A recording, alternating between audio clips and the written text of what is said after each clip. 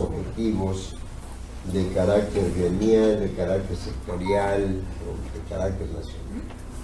Entonces, el licenciado Villarreal Almeros, él es egresado de la generación 1965 en Derecho aquí por la Universidad Autónoma de Nuevo León, abogado postulante pues desde 1963, asesor jurídico de varios grupos de trabajadores, colonos, inquilinos, maestros universitarios y normalistas, exsecretario general y ex asesor jurídico del Sindicato de Trabajadores de la Universidad, es candidato a la gubernatura por el Partido Socialdemócrata, coordinador de la presidencia colegiada de la Asociación Nacional de Abogados Democráticos, AC sección Nuevo León, y presidente del Comité Estatal del Movimiento Mexicano de Solidaridad con Cuba. Entonces voy a dejar a ustedes, o con ustedes al maestro Villarreal Almeros, para el efecto de que inicie su curso.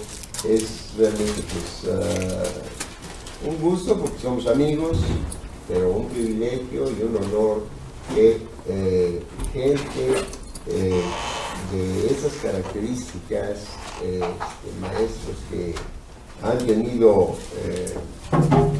la experiencia tanto académica como la de estar vinculados a un sindicato, pues estén aquí con nosotros para brindarles pues, sus conocimientos que son en ese sentido básicos. Por favor, Ernesto, muchas gracias otra vez. Gracias, maestro. La verdad que me siento incómodo porque no puedo verles. ¿Podría ver más al centro o más próximo a ellos? Sí, lo que tú quieras. La verdad es que eso no es una distancia enorme, ¿no? Y no estoy acostumbrado. ¿Adelante o aquí? No, donde tú quieras. No, mejor sí, mejor. Sí, lo que pasa es que somos pocos. Estamos impuestos a la escuela peripatética, así que no está en tanta jerarquía.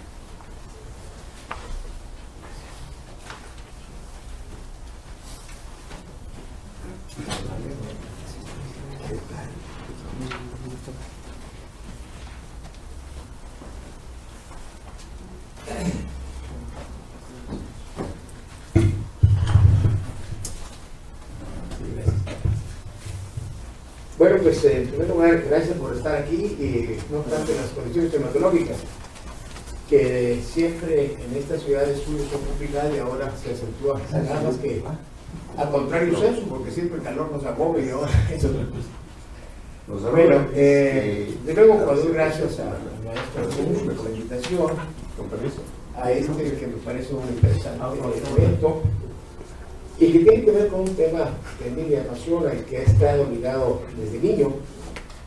Y digo esto porque mi padre era camillero y luego chofer de ambulancia del Seguro Social, y pronto se incorporó al sindicato de esta tendencia centralizada, y yo asistía a las marchas y a los mítines desde 5 o 6 años. Desde entonces me ubico plenamente en esta quehacer social.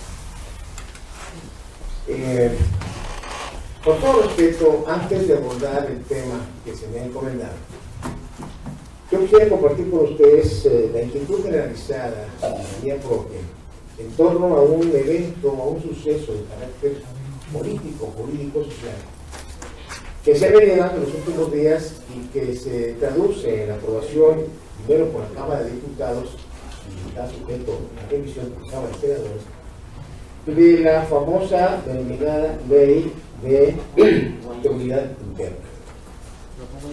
Y sobre ese propósito quiero decirles que la prensa refleja, incluso tengo ejemplares del periódico El Norte, tanto el día 5 como del día 7 ambos de diciembre del presente año, donde se señalan una serie de cuestionamientos en torno a esta ley.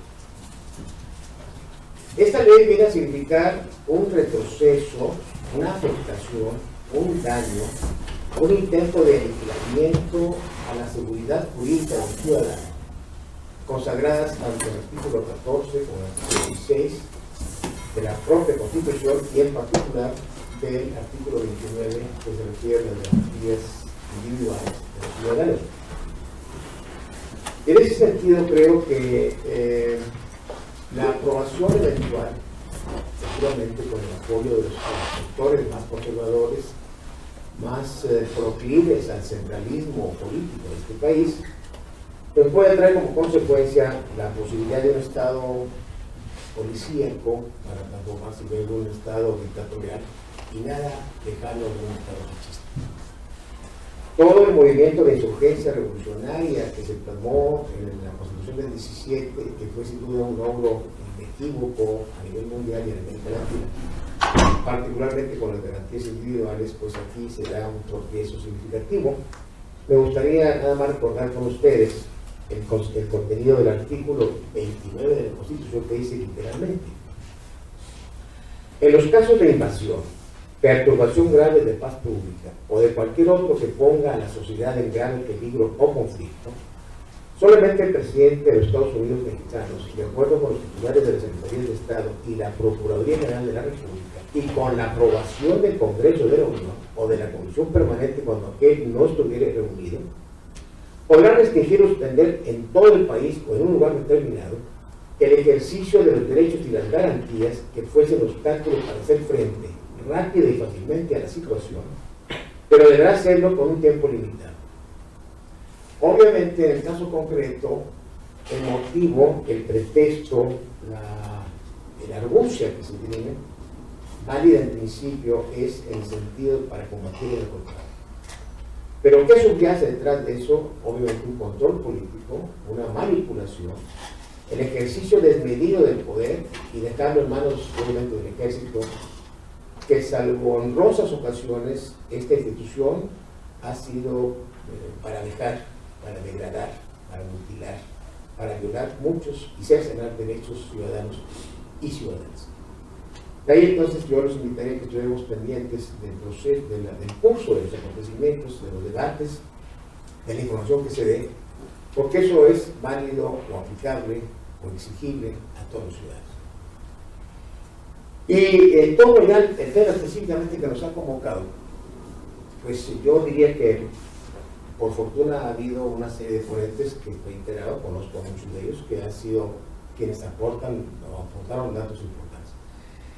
Yo diría que otras y mejores voces que la mía habrán de contribuir más en el proceso y en el desarrollo de la intención de ustedes. Hablar de sindicalismo implica, desde luego, abordar un tema que es no solamente interesante para algunos o muchos de nosotros, sino un tema que es motivo de desagrado, de disgusto para muchos sectores del pueblo. Sindicalismo en México está de la mano con lo que es la clase política en este país.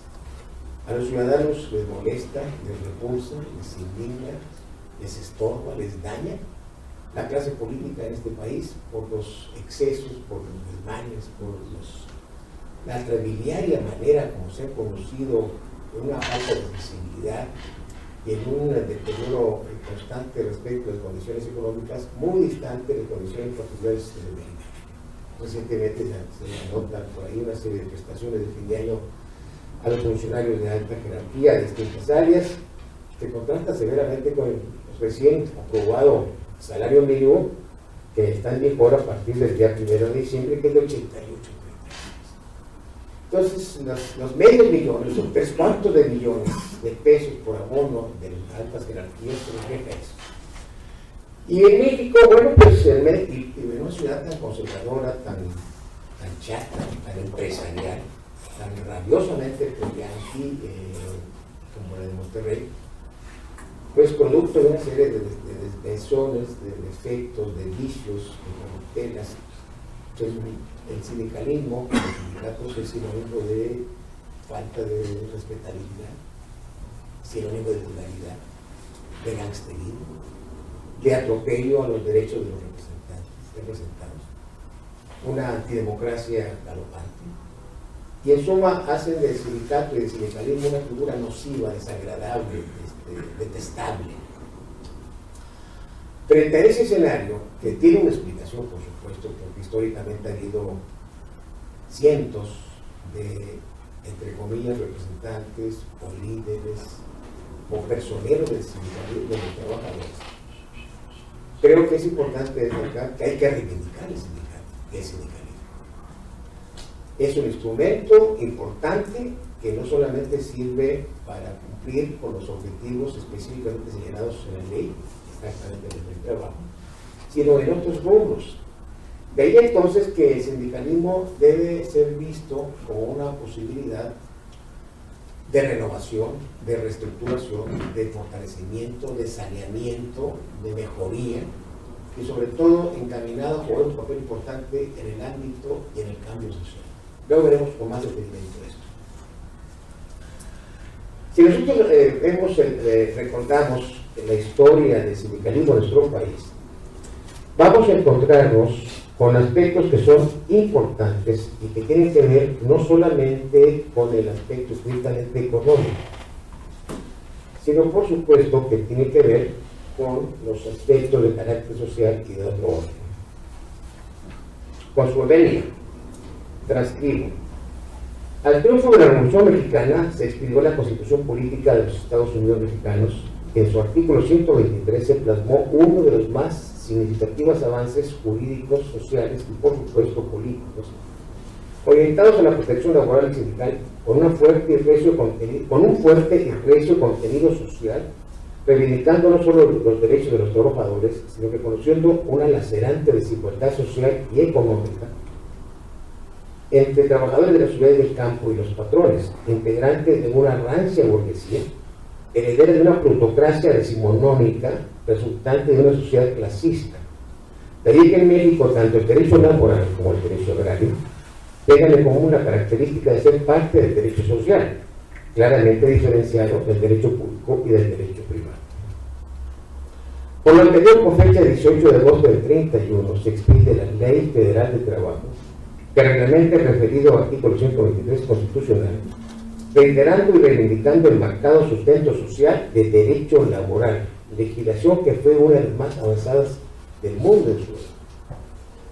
En los siguientes años, las fuerzas progresistas, entre ellos los sindicatos llamados rojos, declaran identificación con las tesis de la lucha de clases sociales, liderados por la CRON y luego por la CTM, en esa época auténtica y comprometida con la clase trabajadora, que asumen una posición de alianza con el gobierno emanado de la revolución para enfrentar la explotación y los excesos de los empresarios, alianza que al paso del tiempo se transforma gradualmente en una dependencia de las organizaciones sindicales a favor del gobierno en turno, a cambio de prebendas políticas como diputaciones, senadurías, alcaldías, regidurías y hasta gubernaturas de provincia, incluso puestos administrativos, producto de una fuerte lucha desideologizadora impulsada por el propio gobierno y los patrones, que crearon los llamados sindicatos blancos, que tienen como divisa principal la tesis no de lucha de clases sociales, sino de colaboracionismo de clases,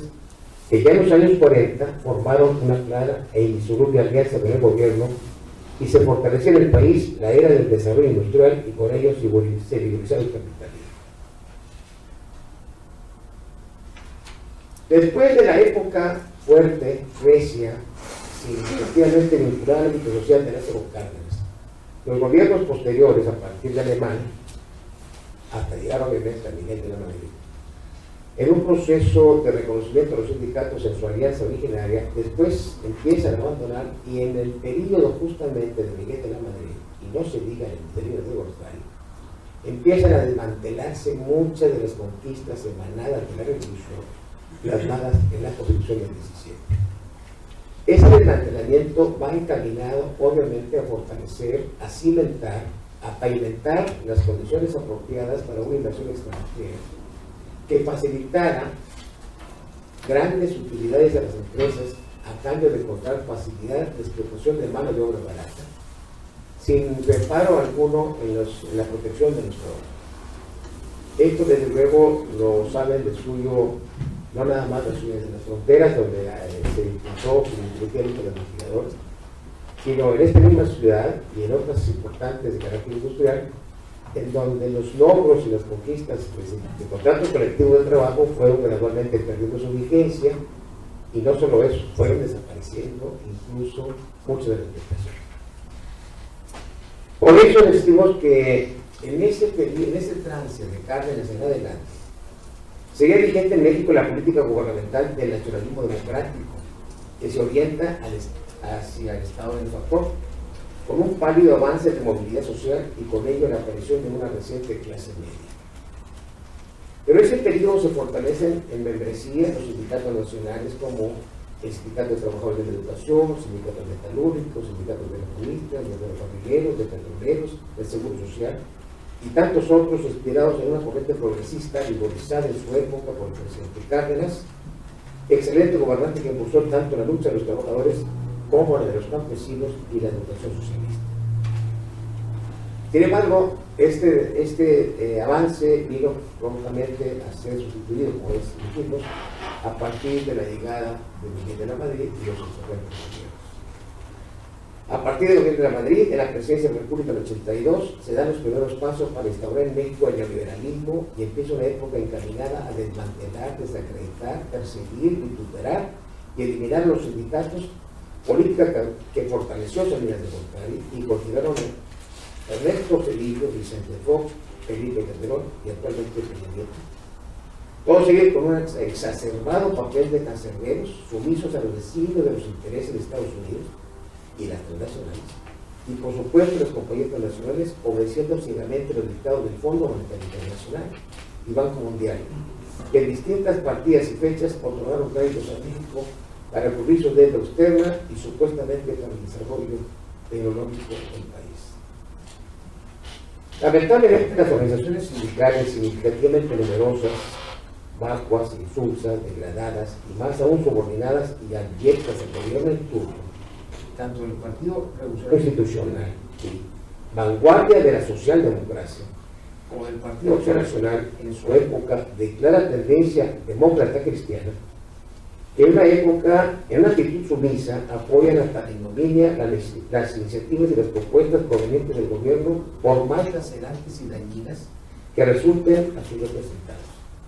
Esto está muy claramente evidenciado con las reformas que en México se produjeron con la presidencia de Calderón, en donde se redujeron significativas prestaciones, y la reciente propuesta de Peña Nieto encaminada a la desaparición de las juntas de conciliación y arbitraje y darle un carácter casi evidentemente civilista a las relaciones laborales, atropellando, aniquilando aquel viejo concepto de los teóricos como mal de la prueba eminente laboralista mexicano, que sostenía que las juntas de conciliación y arbitraje pues, estaban conformadas tripartitamente, representante obrero, representante patronal y un conciliador o intermediario que era el representante del gobierno, reconociendo de suyo que la desigualdad social provocaba evidentemente la necesidad de una protección de los pobres. Pues ese concepto de carácter social de la ley laboral ya no existe. Y no solamente porque se acaba de aprobar recientemente la ley de Peña Nieto, y que está por aprobarse la ley reglamentaria para empezar a funcionar los juzgados de lo laboral, ya no juntas de conciliación y arbitraje, juzgados de lo laboral, que equivale obviamente a un juzgado de naturaleza civil.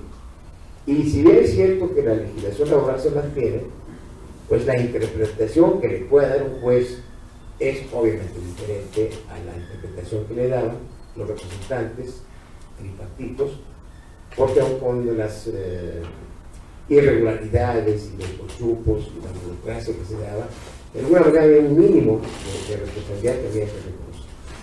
Pero además, el concepto de a verdad salida y fe guardada, que era un criterio más práctico, más humanista, más social, más de sentido común, más de equilibrio, pues desaparece con los jueces que no tienen mayor preocupación que de aplicar rigurosamente la ley tal cual.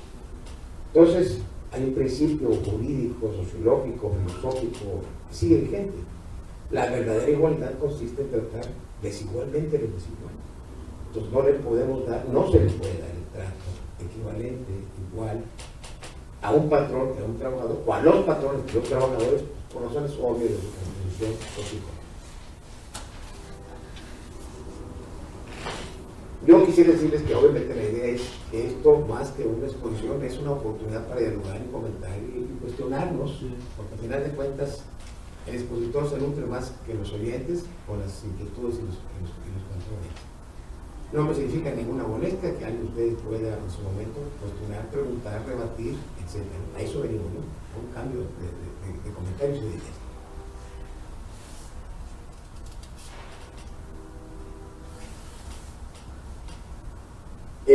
El escenario que estamos mencionando de los sindicatos, después de un surgimiento provisorio, proteccionista, desciende a una expresión de complicidad pues con los empresarios en muchos casos y con el propio gobierno. Se incrementa con el estímulo de los famosos llamados sindicatos de protección, que no solamente es una ficción, sino que es una traición al sindicalismo propiamente dicho. Y que no solamente es una traición, sino que es un daño social, porque efectivamente violentar, afectar, mutilar los derechos laborales se traduce en una afectación social y consecuentemente a las familias de los trabajadores. En esta realidad social nuestra encontramos con que hay, pues obviamente, más de 40 millones de pobres y nos encontramos con el hombre más rico del mundo.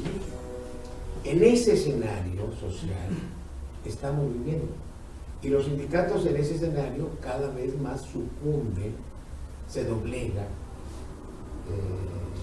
se subordinan obviamente a los intereses patronales. Y habría que decir que pues ya no solamente son los intereses patronales ancestrales de décadas pasadas, sino obviamente los patrones nuevos, el nuevo puño, que son los transnacionales. Entonces, 40 millones de pobres no es cualquier cosa. Quienes hayan visto, vivido o conocido el sureste del país, se dan cuenta que estamos viviendo en Monterrey y en México y en el sureste son tres contextos socioeconómicos culturales diametralmente. La prosperidad, el beneficio económico, las supuestas utilidades, los excelentes contratos colectivos de trabajo, el nivel de vida, el costo de vida de Monterrey es otro respecto al resto del país. Muchos, tengo entendido que ustedes vienen de otras sociedades, y algunos, y pueden evidentemente comparar. Y una de las cosas que se ha venido enfatizando por parte de los empresarios en esta ciudad, y se vanagloria de que hace más de 10, 15, 20, 30 años no hay una sola huelga. Y eso, dicen, es producto de las ventajas, de los satisfactores económicos que damos a los trabajadores. Omite señalar que en muchos casos, evidentemente, son producto de que hay una representación sindical que no cumple con su cometido, que está en connivencia y en congruencia con los trabajadores, y que al final de cuentas logran la paz laboral, que en el fondo es una paz cultural. No es que no haya violaciones, no es que no haya incumplimientos, no es que no haya desatención a las instituciones medidas, simplemente que hay un control político de los empresarios, muchas veces con el contubernio y la convivencia y la connivencia de los sindicatos, en muchos casos también con las propias autoridades gubernamentales. Quienes hayan tenido la oportunidad de representar o de gestionar o de asesorar compañeros en los puntos de conciliación, que anteriormente tenían la primera fase conciliatoria, dentro de la primera fase era el de 4 años, conciliación, demanda, excepciones, ofrecimiento y prueba, y ahora se divide en dos partes, privilegian la conciliación. Y eso, por principio, podría decir, bueno, pues está bien, conviene a que al final de cuentas no sea tan desgastante para el trabajador. Pero en el fondo, lo que sucede es que las juntas de conciliación le tuercen el brazo a los trabajadores para obligadamente negociar en condiciones muy por debajo de lo que realmente les conviene. No sé qué transmitir federativa, pero aquí es una práctica leonina, una práctica nefasta, que ya como si fuera ley o tesis jurisprudencial, a usted le corresponde tanto, pero aquí se acostumbra el 70%, cuando mucho el 70%. Y por supuesto, hablamos de 3 meses, prima de antigüedad, las prestaciones de ley que se habían estado enajenando, y las vacaciones, y nada más. Y de los 20 días, ni por asomo, lo que antes era una constante de negociar sobre los precios, ya no sé. Y los abogados litigantes lo toman a pie juntillas, como si efectivamente estuviera previsto la ley que la negociación debe ser máximo 70. Pero esa es una práctica impuesta, obviamente, por las autoridades, porque a su vez tienen la orientación del gobierno actual, vinculado con los empresarios, en no desgastar económicamente a estos. ¿En qué se traduce esto? Pues obviamente una aplicación.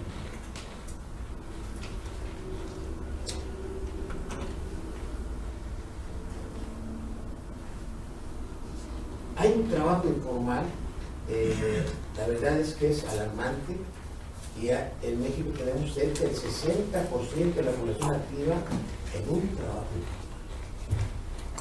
De acuerdo con datos que nos proporciona la Subsecretaría de Empleo y Productividad Laboral de la Secretaría de Trabajo y Previsión Social, expedido justamente en diciembre de este año, tenemos que la informalidad laboral llega al 60%, cuando en realidad la actividad permanente y fija pues no llega ni siquiera al 40% restante, porque la verdad es que hay muchas fugas de registro en ese sentido. Podemos decir entonces que la degradación económica de este país se da porque no hay control y no hay fuentes de trabajo que garanticen prestaciones decorosas. Este es un problema alarmante porque si recién renovado el salario mínimo lleva al extremo de incumplir con el propósito de la ley, pues evidentemente habrá manifestaciones sociales derivadas de esa insatisfacción. ¿Qué dice al respecto la ley sobre el salario mínimo? El artículo 90. Salario es la retribución que debe pagar al trabajador por su trabajo. Salario mínimo es la cantidad menor que debe recibir un efectivo del trabajador por los servicios prestados por una jornada de trabajo. El salario mínimo deberá ser suficiente para satisfacer las necesidades normales de un jefe de familia, en el orden material, social y cultural, y para proveer a la educación obligatoria de sus hijos. Es kafkiano, es imaginario, es ilusorio, es falsa, es real, es fantasma. Esta es una declaratoria que se mantiene, no obstante que seguimos viviendo en condiciones de pauperismo en un alto por ciento de la población. Y entonces ahí es donde uno dice, bueno, ¿y cuál es el papel del sindicato? Porque al final de cuentas, si el sindicato, como por otra parte lo define perfectamente la propia ley, en el sentido de que son las organizaciones que están encaminadas a defender y a proteger los intereses económicos y sociales de los trabajadores, pues eso también es en muchas partes un sofisma, un fantasma, una irrealidad. Y entonces, frente a la pérdida del valor adquisitivo y al desempleo, y por otra parte al incremento de los servicios públicos, encontramos entonces que la economía del país es cada vez más degradada. Y el problema radica que con el neoliberalismo, con la inversión extranjera, con las facilidades, sucede que se está pulverizando el concepto de derecho social.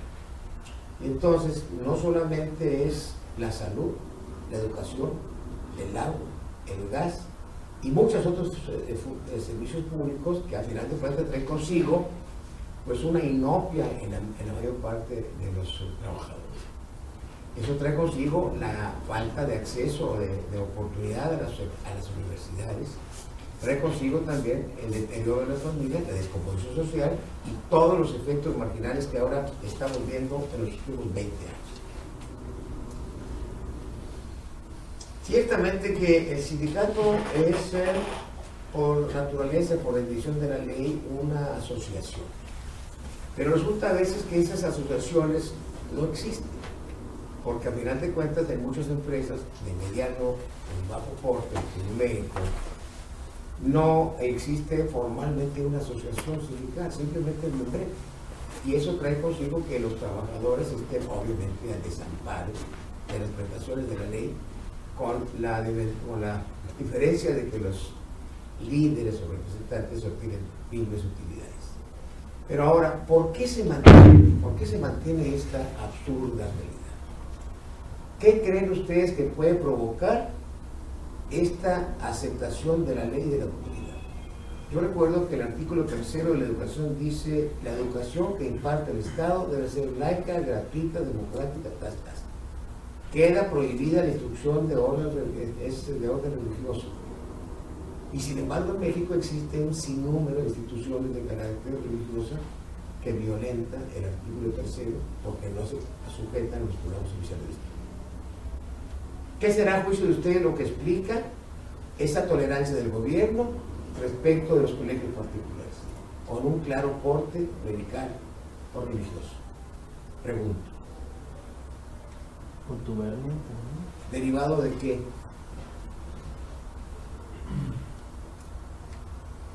Pues yo diría que por las contribuciones que se tienen o las concesiones de uno a otro. Sí, en principio porque efectivamente el gobierno, con todo lo que cacarea de la distribución de su presupuesto, no tiene suficientes recursos para mantener la educación del país en general, con toda la reforma educativa, entre comillas, cacareada del sistema, que en el fondo no es una reforma educativa, es una simple reforma administrativa, porque no hay ningún cambio en el fondo de la currícula ni los contenidos de los programas de estudio. Es simplemente un aspecto típicamente administrativo para regular el control de los maestros. Pues sí, efectivamente no hay recursos, y además, pues por otra parte, el gobierno en turno se siente comprometido con la fuerza económica que invierten los capitalistas, que son obviamente aquellos que van sus hijos van a las escuelas profesionales de clase media alta a arriba.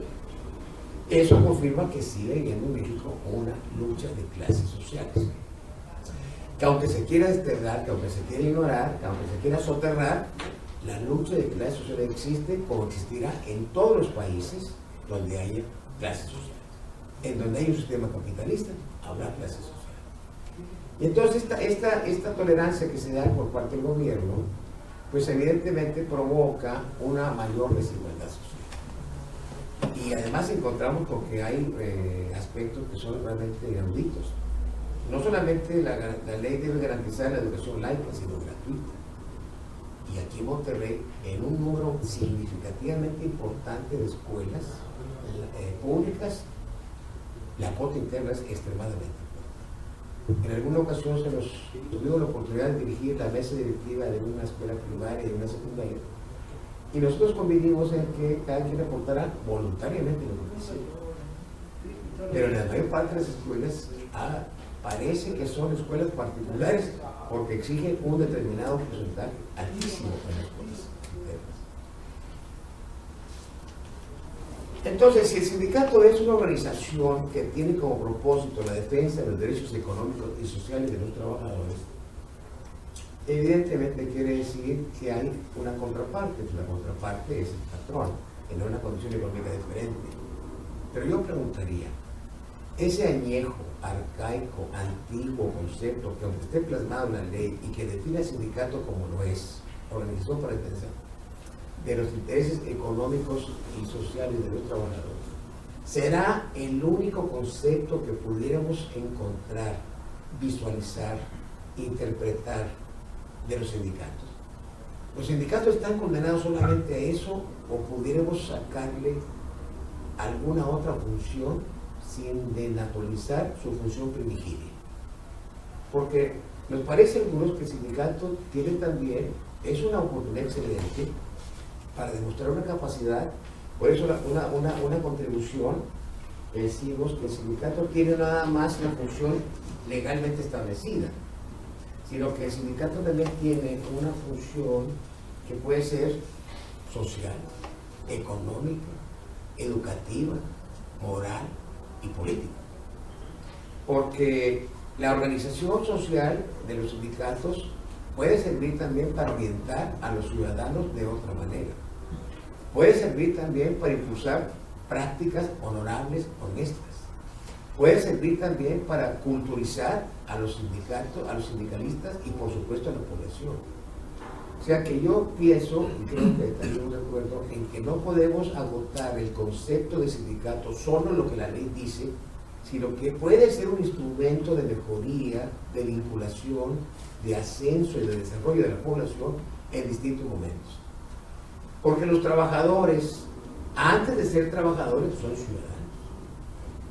Entonces, un primer concepto que creo que deberíamos de establecer ahora es que el sindicato y consecuentemente los trabajadores no pueden ni deben de estar desvinculados del resto de la población, porque sufren la misma suerte que el resto de la población en el aspecto de la educación, de los impuestos, de los servicios públicos, de la forma de gobierno, etc. Llámese como se llame el sindicato, cualquiera que sea su filiación, cualquiera que sea su membresía, está sujeto a los embates económicos y políticos de los regímenes de las distintas épocas.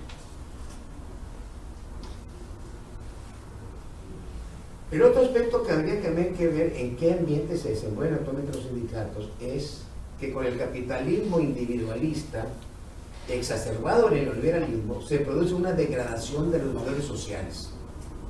Cooperativismo, mutualismo, colectivismo, sindicalismo y todo lo que tenga que ver con la esencia grupal apesta, es rancio.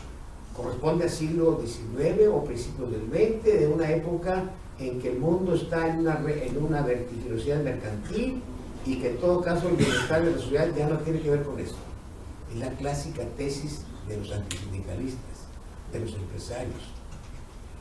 Cuando de hecho durante mucho tiempo y en nuestro país se impulsaron grandes conquistas de carácter social a través de los grupos gremiales. Pero el modernismo y más aún el neoliberalismo, que tiene como característica fundamental imponer criterios, conductas, culturas, orientaciones, directrices unilaterales en todos los países del mundo, engullándose, aniquilando las culturas regionales de cada país. Y eso lo vemos no solamente en el plano de la vestimenta, de la música, de la comida, sino en el comportamiento económico. De tal suerte entonces que las grandes empresas transnacionales, a través de sus gobiernos, imponen una nueva cultura. Y esa cultura pone, obviamente, aniquila las culturas regionales. Aquí, por ejemplo, teníamos en Monterrey grandes empresas emblemáticas. La cervecería, la fundidora Tierra de Acero, la cervecería, la cigarrera, etcétera, etcétera. Hoy todas esas empresas ya no son de la burguesía regimontana. La burguesía regimontana, en el mejor de los casos, sigue teniendo acciones y tendrá 8, 10 o 7% de acciones. Con eso se ganan más que lo que ganaban con el 100% de acciones, pero ya no están en la toma de decisiones políticas, administrativas, fiscales, etc. Y eso significa que aunque ellos ganen más utilidades, pues las políticas de las empresas ya no obedecen a la cultura de esta ciudad ni de este país. Obviamente corresponden a directrices culturales del extranjero. Pero ¿cuál es la responsabilidad laboral? Nosotros pensamos que hay una responsabilidad laboral económica, política, social, educativa, cultural y moral de los sindicatos. Hace 1 año y medio aproximadamente planteamos una tesis en La Habana, Cuba, donde decíamos que uno de los aspectos que habría que fortalecer es el de impulsar la cultura en los sindicatos. Y no solamente, obviamente, la instrucción primaria o secundaria básica, sino la cultura. La cultura es un instrumento importante para la concientización social. Y si los sindicalizados se agotan su quehacer, su preocupación en su salario, en su jornada, en sus prestaciones, es una visión miope, limitada. Tendría que ser una visión más amplia. Obviamente eso presupone, y aquí hablamos de la responsabilidad de los sindicatos, que los dirigentes sindicales entiendan justamente su papel. Ser dirigente sindical es honroso. Ser dirigente sindical es muy estimulante. Ser dirigente sindical implica respetabilidad cuando se cumple con honorabilidad dicha función. Porque de otra manera, evidentemente es todo lo contrario. Es degradado, es vulgar, es ruin, y al final de cuentas es un hombre que está atropellando los propósitos por los cuales se sindical. Sin embargo, frente a ese aspecto del atropello sindical, vinculado al atropello también gubernamental, entonces habría que ver si los sindicatos pueden o no más allá de cumplir con su encomienda de mejoría de salarios, impulsar o contribuir a un cambio social o un cambio político. El artículo 39 de la Constitución Política de México dice muy claramente: la soberanía nacional reside esencial y originalmente en el pueblo.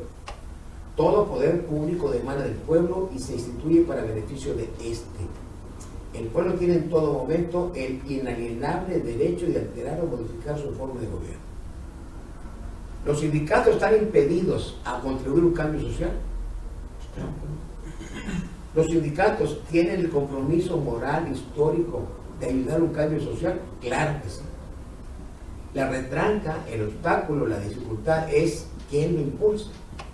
Porque si no hay un dínamo interior en cada sindicato, en cada organización, pues evidentemente este va a ser una aspiración muerta. Pero entonces el sindicato sí vamos a concluir que sí tiene una función que va más allá de lo que estrictamente le señala la ley. ¿Quiénes son los principales interesados en que los sindicatos no vayan más allá de lo que la ley dice? Por los contrarios del sindicalismo, los empresarios, los gobernantes, los detentadores del poder económico, los detentadores del poder, como llaman ahora, los poderes fácticos, los medios de comunicación, la alta jerarquía católica, los altos mandos militares. ¿Quiénes? Todos aquellos que contribuyen o forman parte del statu quo. ¿De qué? Del establishment.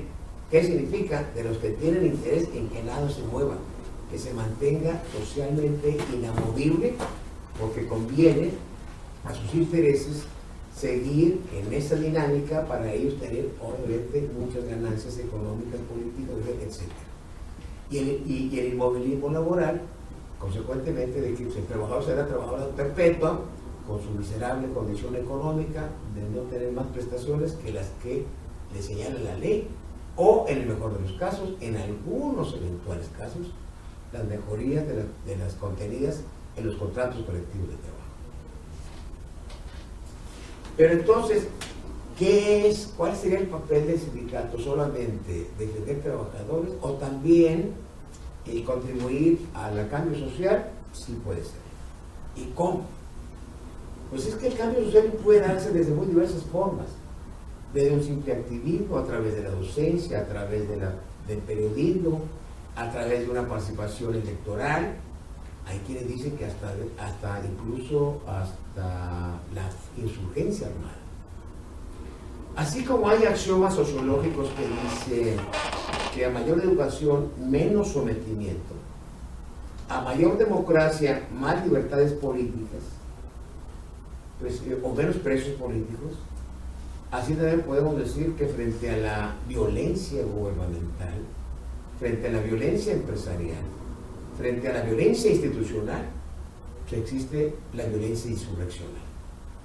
¿Por qué se explican los movimientos sociales históricos en el mundo y particularmente en México?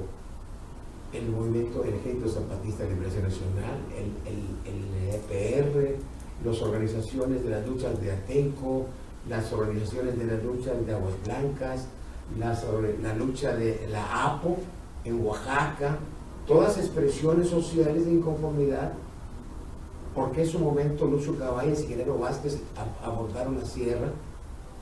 Porque fueron desoídos, porque no son desatendidos, y que por más que cumplan con las formalidades de la legalidad escritos, nunca serán atendidos. Entonces, frente al fusilaje o a la estridencia de la violencia gubernamental, hay quienes recurren al fusilaje y a la estridencia de lucha armada. ¿Es posible o no es posible? En cada circunstancia cada quien lo dirá, pero hay muchas formas a través de las cuales los sindicatos pueden estimular, fortalecer o inspirarse en el movimiento de distinta naturaleza. Hay sindicatos en el mundo entero que tienen propuestas, que tienen centros culturales, que tienen cooperativas, que tienen actividades incluso bursátiles. Eso implica obviamente un desarrollo extraordinario en muchos países de Europa. Y sin desestimar nuestro ambiente, nuestro ánimo, aquí también ha habido cooperativas brillantes. Aquí todavía en Monterrey existe la cooperativa de una panadería de la Estrella Roja, la panadería de cementos, la cooperativa Cementos Hidalgo, en México la cooperativa de refrescos Pato Pascual, en fin,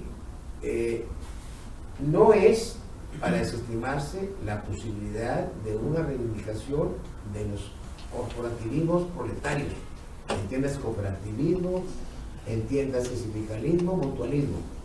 Cierto que las grandes organizaciones ciudadanas se complican por el volumen de personas, pero los pequeños espacios poblacionales siguen teniendo vigencia con mucho éxito.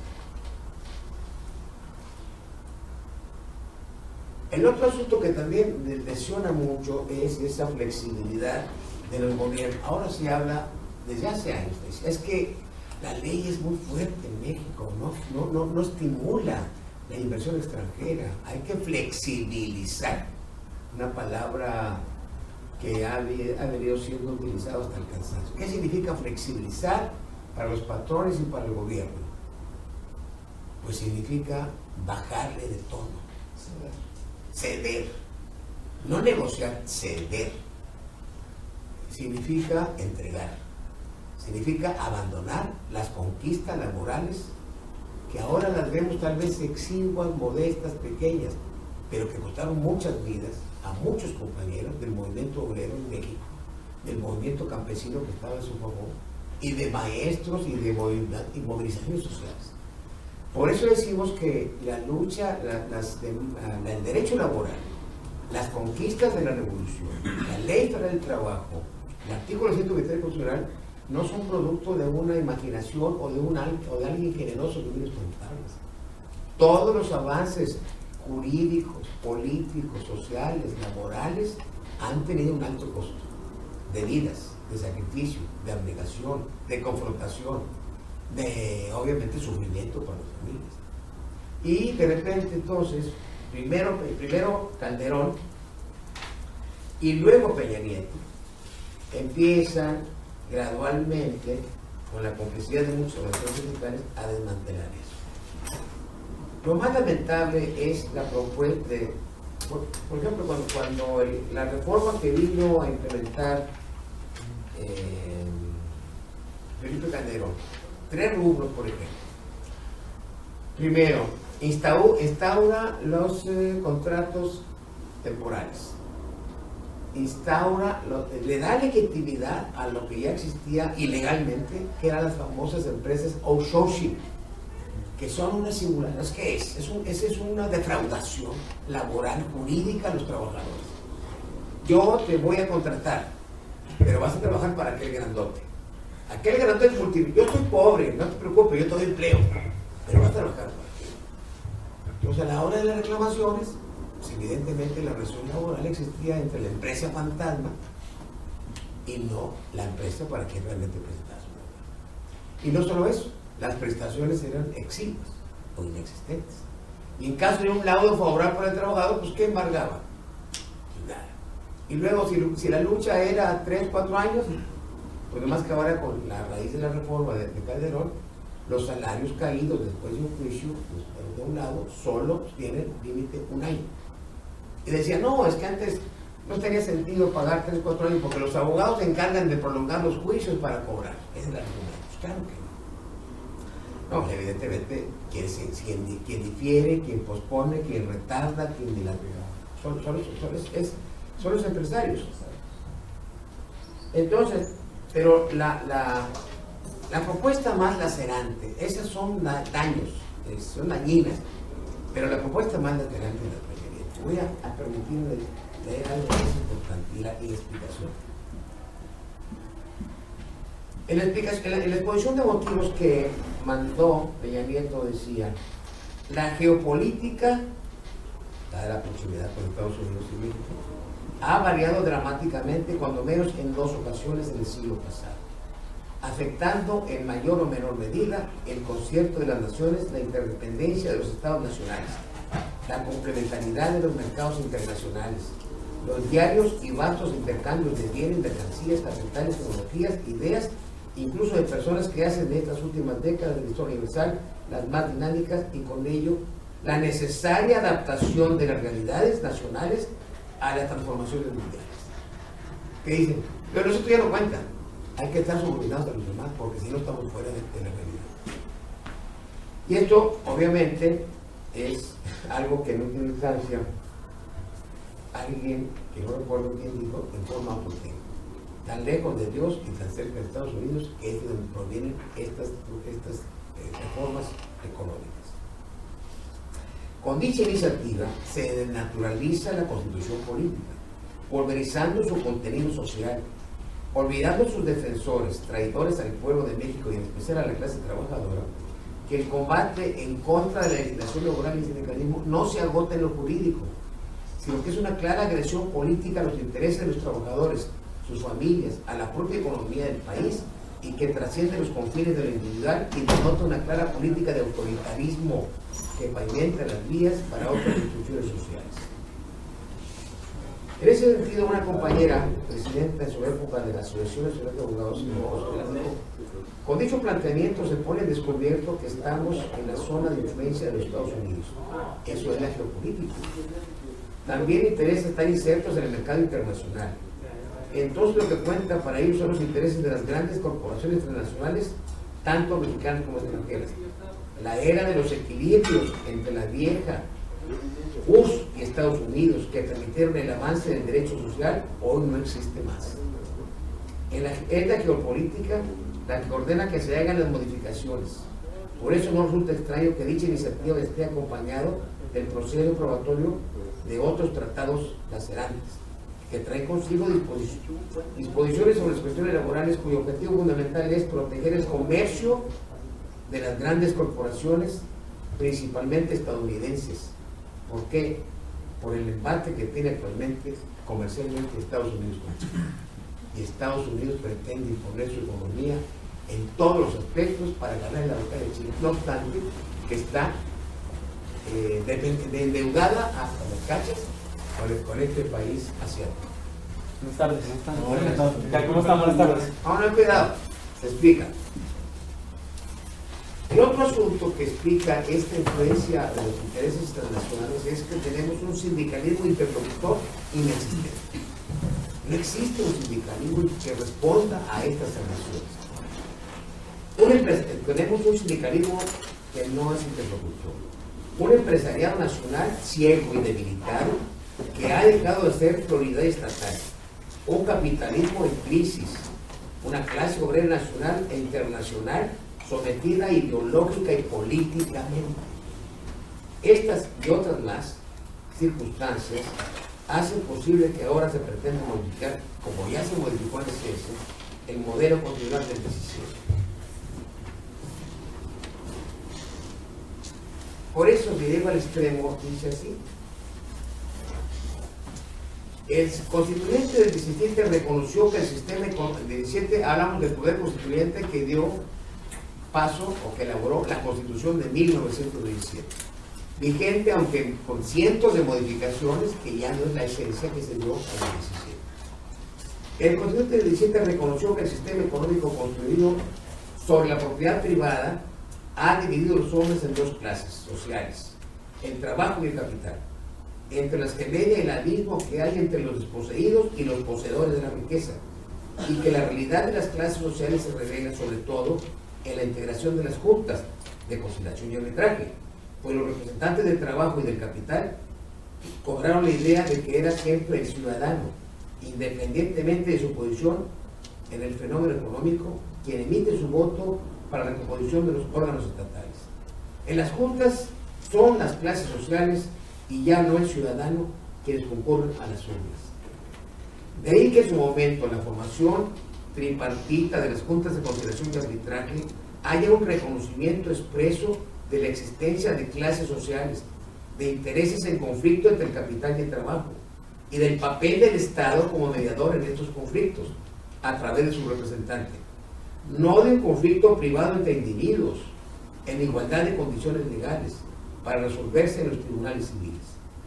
Es decir, el concepto de que el derecho social, en el caso específico de la Ley Federal del Trabajo, reconoce que hay desigualdad, se borra, desaparece con la reforma del Peña Nieto.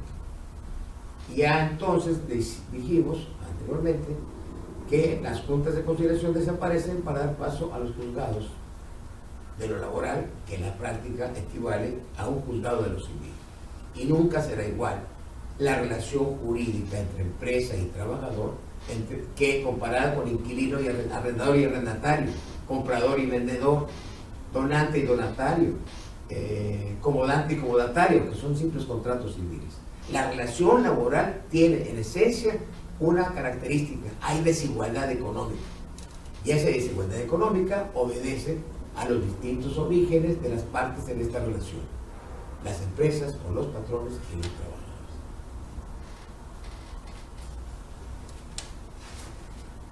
Hay algunas otras cuestiones que podríamos comentar luego, pero más que todo me interesaría más tarde el debate.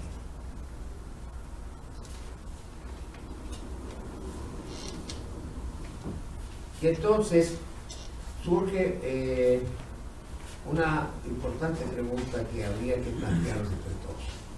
Ante este panorama gris, incierto, nebuloso, vapuleado de los derechos laborales de los trabajadores, de la inexistencia de un sindicalismo contestatario, de una legislación cada vez más favorecedora a los empresarios, ¿qué hacer? Y bueno, pues en ese sentido hay muchas interpretaciones de lo que pudiera opinarse al respecto. Yo voy a permitirme leer un trozo de un comentario que hice anteriormente. De inicio debo señalar que las leyes se expiden no para determinados grupos, segmentos o categorías sociales, sino para los ciudadanos en general, aunque existen dentro de los mismos apartados o rubros específicos. En este caso, en relación a las mujeres, es también que nos merecen singular atención, sin perder de vista un elemento nodal. Los trabajadores, hombres y mujeres, están expuestos y son proclives a ser explotados por los patrones, pero además las mujeres sufren otra explotación que deriva de sus propias parejas o cónyuges, incluso familiares y varones. Es su vida cotidiana. En relación al qué hacer, es necesario señalar que dicha problemática es de orden sistémico. ¿Qué significa que sea de orden sistémico? Que tiene que ver con el sistema económico, político, social.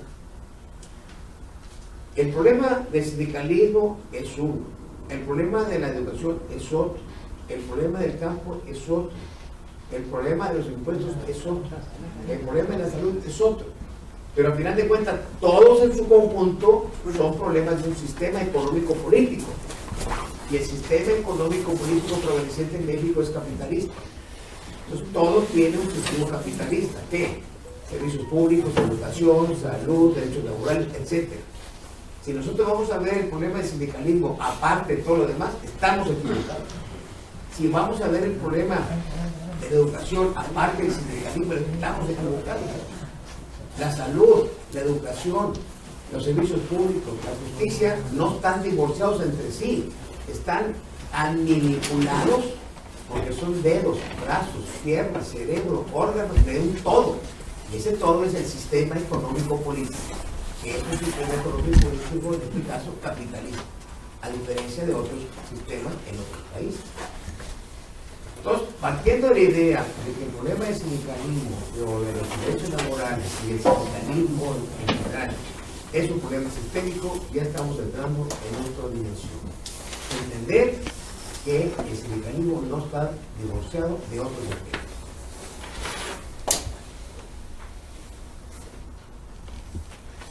Entonces, antes de plantearles así, lo que requiere un análisis metodológico con su respectiva contextualización, y que no basta una óptica exclusivamente jurídica, ya que su tratamiento hace necesario estudiarla desde un aspecto multidisciplinario.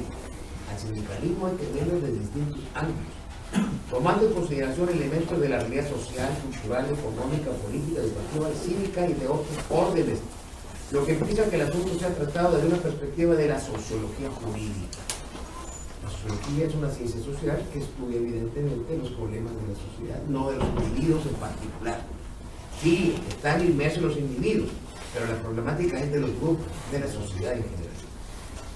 De lo anterior se desprende que la problemática de estudio no es un asunto menor, para ser tratado con un criterio simplista que pudiera ser resuelta con medidas inmediatistas, foquistas o mediáticas, sino que está sujeta a estrategias de mediano y más un largo plazo, para poder encontrar medidas efectivas y no simples quimeras en cuanto al cumplimiento de la ley. Pues es necesario tener una visión crítica de la realidad social, económica y política, y no solo descriptiva a través de estadísticas.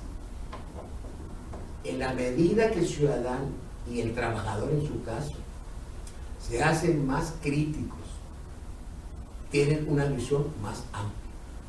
Pero para ser críticos hay que tener conocimiento. Y ese conocimiento tiene que tener, debe hacer una crítica ¿para qué? Para tener una conciencia social.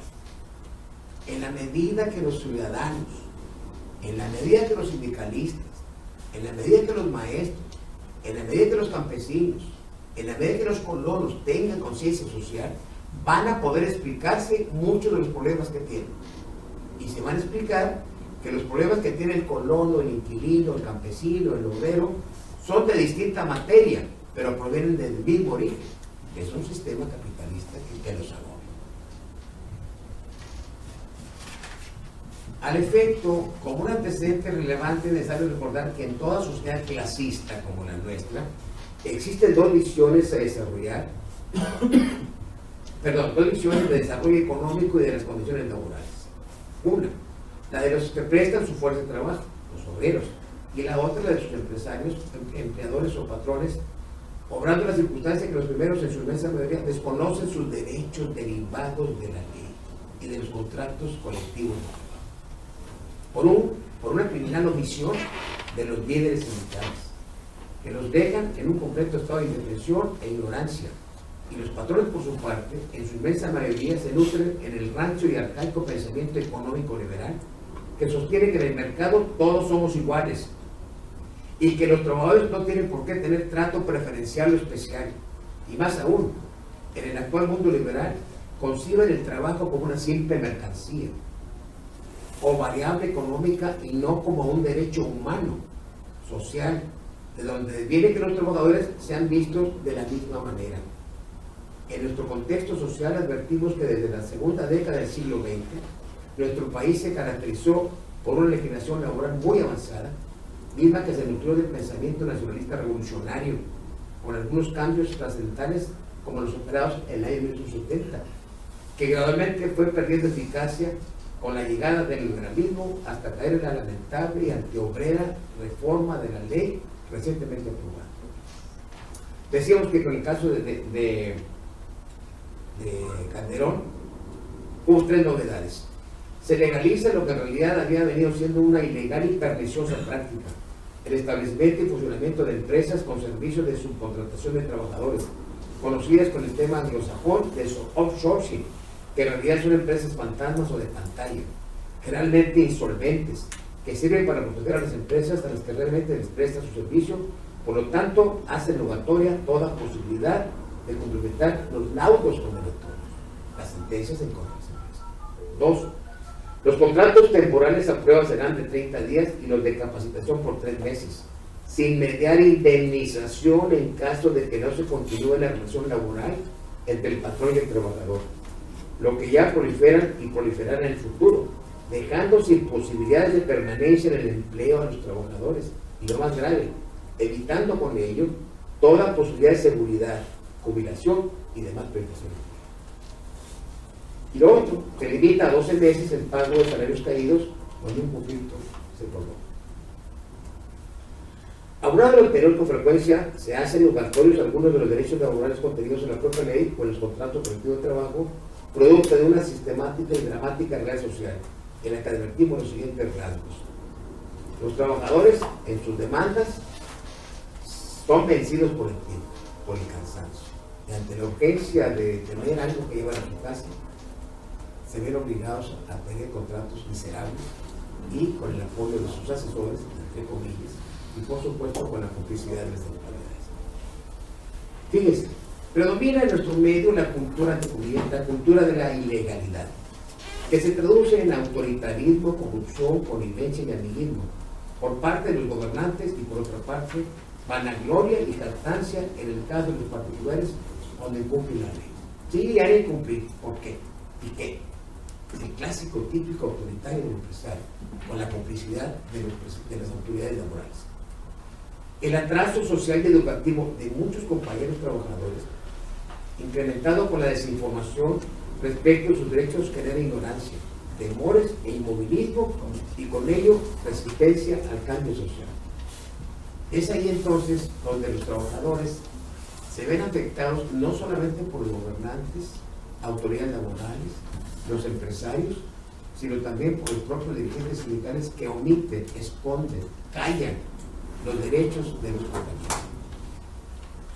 Un autoritarismo en la inmensa mayoría de los patrones derivado de su estatus económico-social, que los lleva a pensar que cualquier reclamo laboral en su contra lo podrá resolver mediante apoyos o negociaciones políticas y en última instancia con unos cuantos pesos, pues en muchos casos los burócratas de las juntas de conciliación reciben indicaciones de sus jefes para hacer valer intereses extrajurídicos que incumpan la solución de los conflictos en favor de ellos.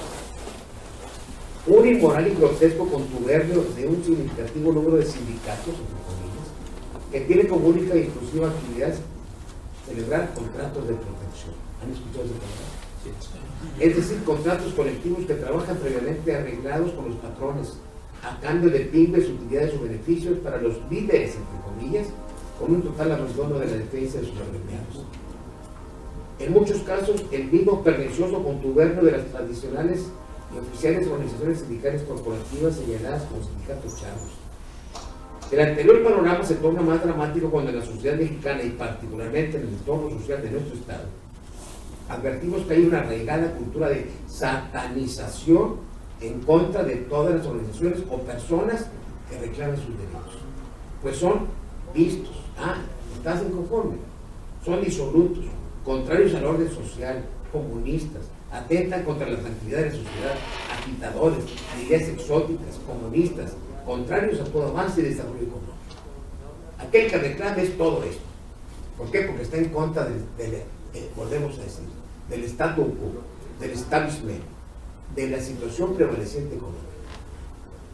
Por si lo anterior fuera insuficiente, existe una simulación del Estado de Derecho, pues este solo lo encontramos cuando los intereses políticos de los gobernantes o económicos y sociales de los patrones, grandes empresarios, industriales y personas de la plutocracia merecen ser protegidos. Y no se diga si son transnacionales, pero no en la misma medida en la mayoría de los casos de los ciudadanos comunes y corrientes que acuden solicitando la procuración en partición de la justicia. Todo lo anterior nos parece que refleja una mala realidad. Tenemos una muy distorsionada cultura de la legalidad, derivada de ancestrales atavismos, intereses creados, corrupción burocrática, un exacerbado individualismo, discriminación galopante sobre diversos aspectos y una inusitada desinformación de los derechos de los trabajadores. Habría que hacer muchas propuestas, y yo preguntaría, en este escenario que estamos diciendo, vuelvo a poner, ¿qué propondrían ustedes? ¿Qué les parece que sería saludable, necesario, imprescindible para cambiar el estado actual de cosas? Roma nos hizo un día, y las propuestas que pudiéramos hacer, por muy simples que sean, tienen sentido, tienen valor, en la medida que éstas puedan socializarse y pueden llegar a tener un espacio más grande. Yo, antes de seguir con el debate, yo propondría, leería algunas ideas que se nos han ocurrido. Algunas son muy simples. Primero, consolidar la formación cívica y cultural de los estudiantes desde los niveles de educación elemental, media y media superior, a efecto de integrar en su currícula la asignatura Cultura de la Legalidad.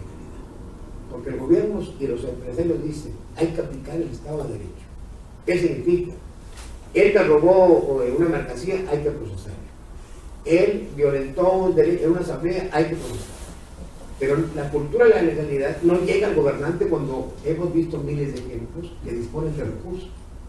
Nunca se ha dado el caso de un patrón en Nuevo León que se le encarcele por no pagar el salario mínimo, por no pagar las prestaciones, no obstante que está configurado y tipificado en el Código Penal Federal esa situación.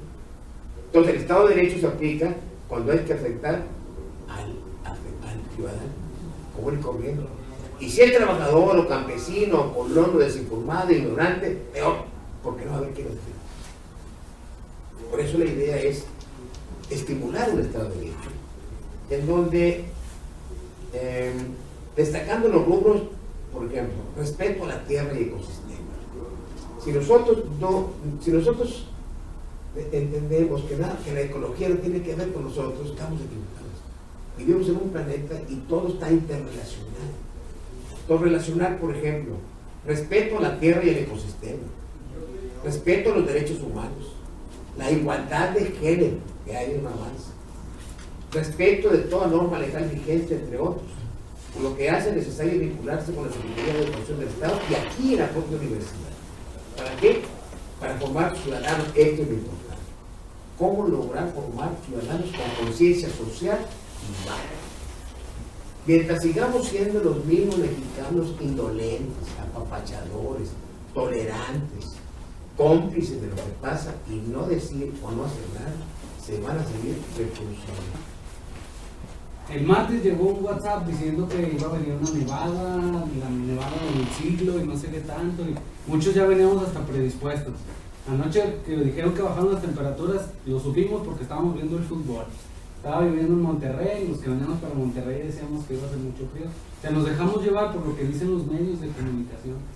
Y desde chiquitos, porque podemos atacar por el lado de la primaria, de las escuelas, de las clases que ya se quitaron.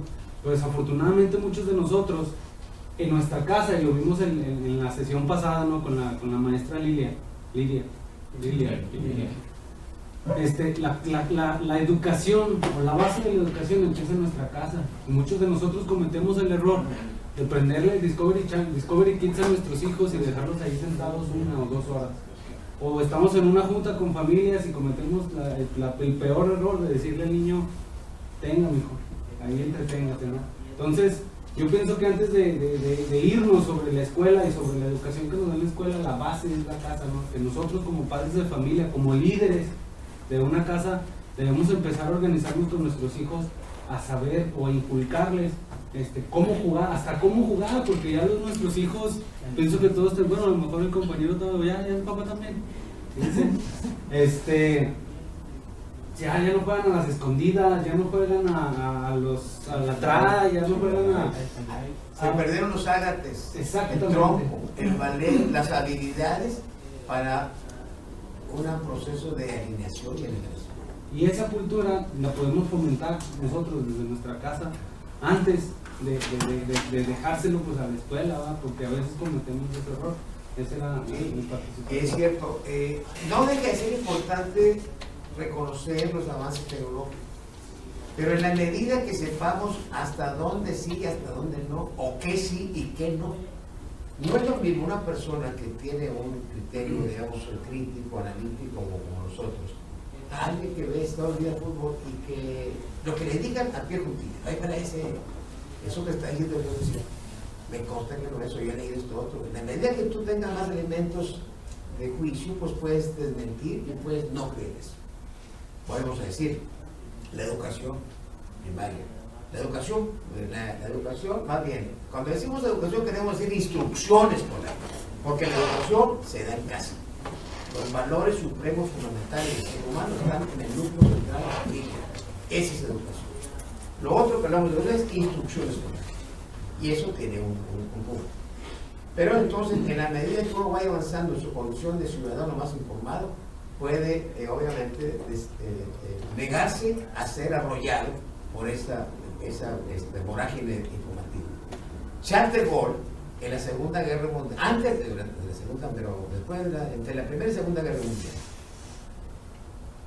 antes, cuando la hegemonía hitleriana de los alemanes pasó la historia porque él logró cuando hablaba de la resistencia de la República Francesa frente al predominio de los nazis en muchos aspectos.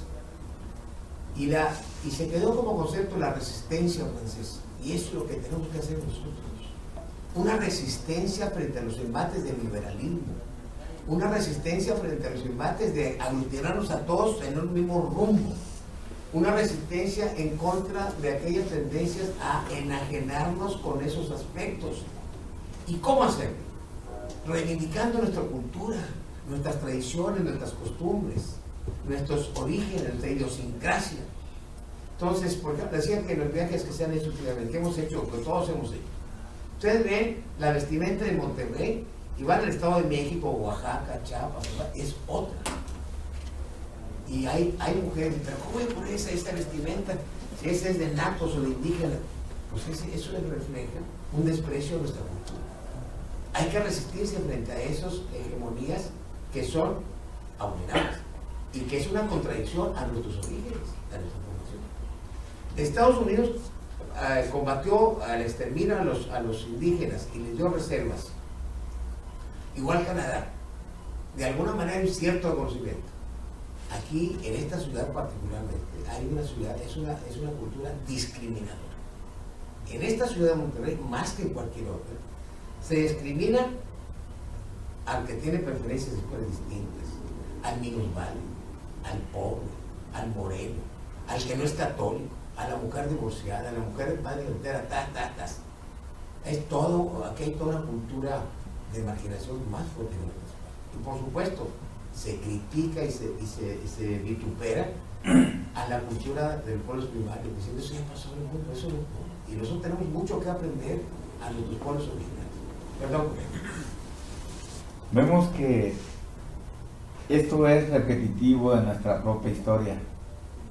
Sí es cierto que hay que tener cultura y hay que poder estudiar o enriquecerse del libro, pero hemos visto en la historia que solo en término medio económico o alto, como fue Carlos Marx, Engels, incluso Benito Juárez, como Ford, todos ellos que participaron en la Reforma, en el movimiento pues de intervención francesa, tenían modo económico de llegar a cierta cultura, tanto internacional como nacional. Lo que al fondo nos mata, y nos ha matado siempre, el dichoso malinchismo, el querer más apegarnos a otras personas porque es de fuera, porque tiene otra cultura, aunque no valga un peso. Más bien nosotros lo hacemos valer, ¿sí? Recordemos quién nos conquistó, Cortés, pero ¿con quién vino? Vino con puro presidiario, vino por la escoria. Luego Cuauhtémoc, Colón, también ¿con quién vino? Incluso la misma Isabel la Católica manda sus ejércitos para controlar a estos hombres. Lo que lo salva a ellos es lo que nos sigue salvando: el billete, el dinero, el tesoros. Entonces de ese modo lo hacen sí, lo hacen diferente en el poder. Esa cultura es la que tenemos. Se me hace muy pesado pensar en volver a borrar mi cuenta nueva si no alimentamos desde nuestros pueblos, desde nuestros lugares, nuestras propias costumbres. Ejemplo, yo cuando viajo hacia acá al trabajo, vengo de Guarache, vengo de Gabán, vengo de eso, y me echan una carreta increíble. Dicen, ¿por qué?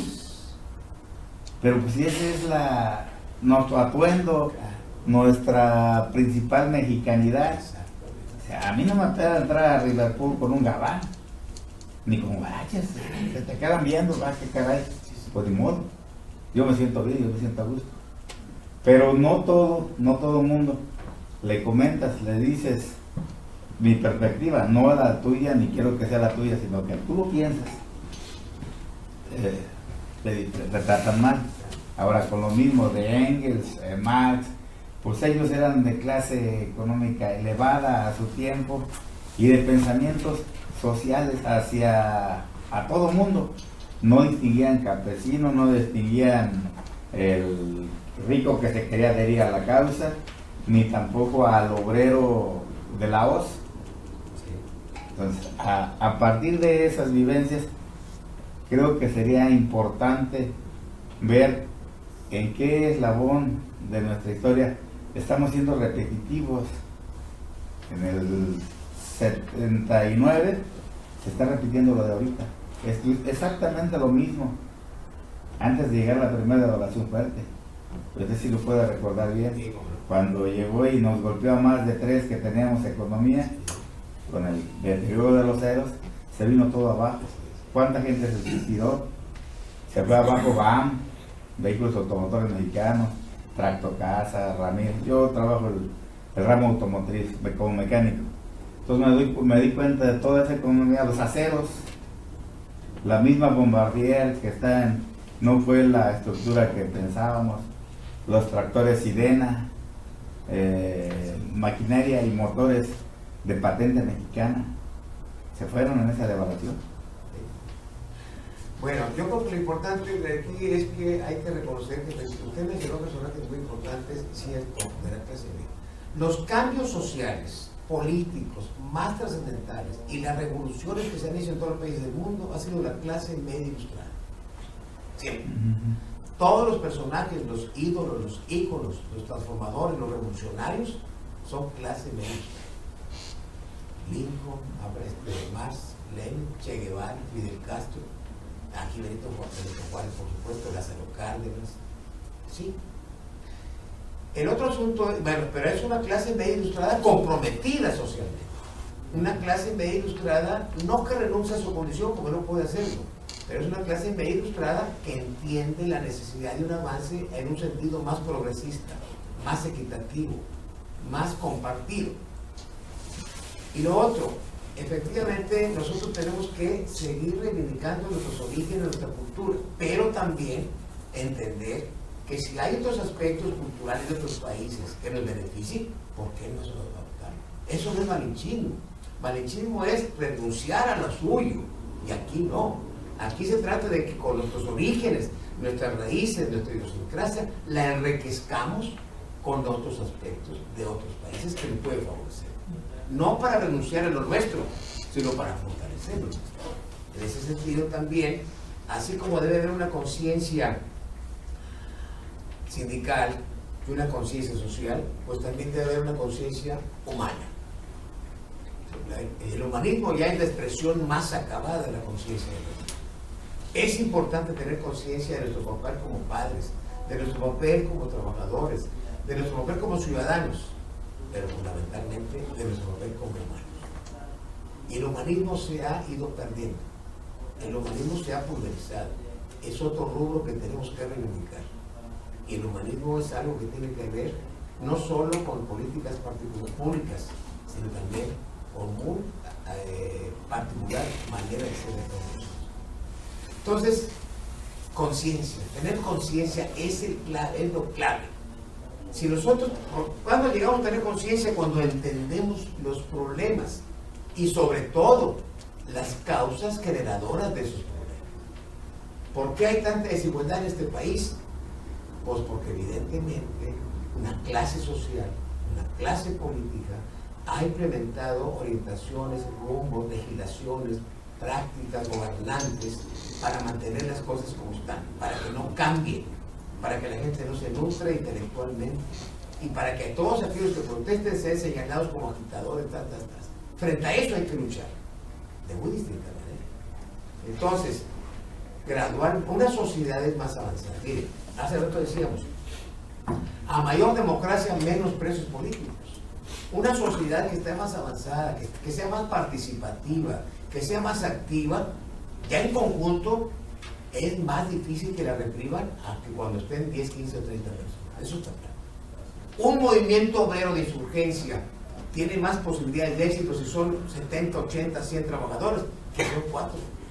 Aunque a veces los 4 tienen igual de derechos y razón, pero la unidad hace el viejo adagio, la unión hace la fuerza. Por eso, si este concepto de la unión hace la fuerza aquí, Carlos Marx no tenía equivocación. Proletarios de todos los países unidos, que se unan todos los trabajadores del mundo y a ver que se ponen a temblar los detentadores del poder económico. Eso está demostrado. Queremos un break para echar el baño, que echar un café, un minutillo, 10 minutos. Un café.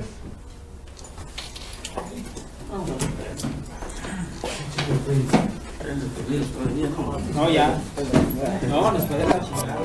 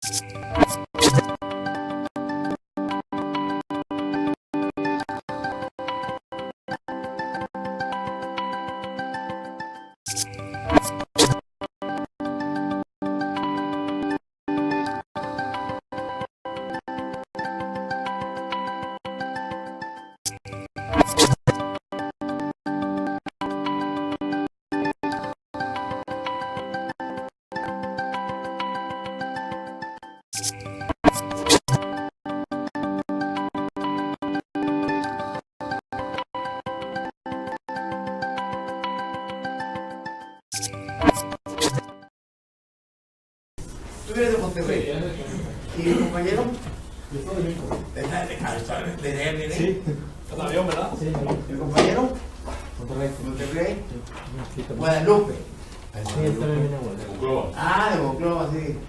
De los agitadores de los rojos allá de por camarada Mar, ¿cómo se llama? Fernando. ¿Y el compañero? De Mazapil, Ah, Zacatecas. Mazapí también, ¿sí? Y los demás también. Zacatecas, pero trabajamos ahí en Mazapil. Bueno, les preguntaba por esto, porque yo me puedo quedar hasta la hora que ustedes dispongan y me interesa mucho convivir, pero también quería decirles que yo pregunté al maestro Abraham porque me decía que era la última intervención que había, y yo le traía alguna actividad social, ¿no? Yo tengo preparado para hacer una botanita con ustedes más tarde en la oficina, si quieren seguir comentando, participando, etcétera. Sí. ¿Sí? Si es de comida, yo voy. Es una nada más para nosotros. El maestro Abraham y el compañero. No es una cosa suculenta ni mucho menos, es una botana para seguir conviviendo, pues, porque Claro, sí. toda ocasión es propicio para incrementar no solamente el conocimiento, sino la relación humana.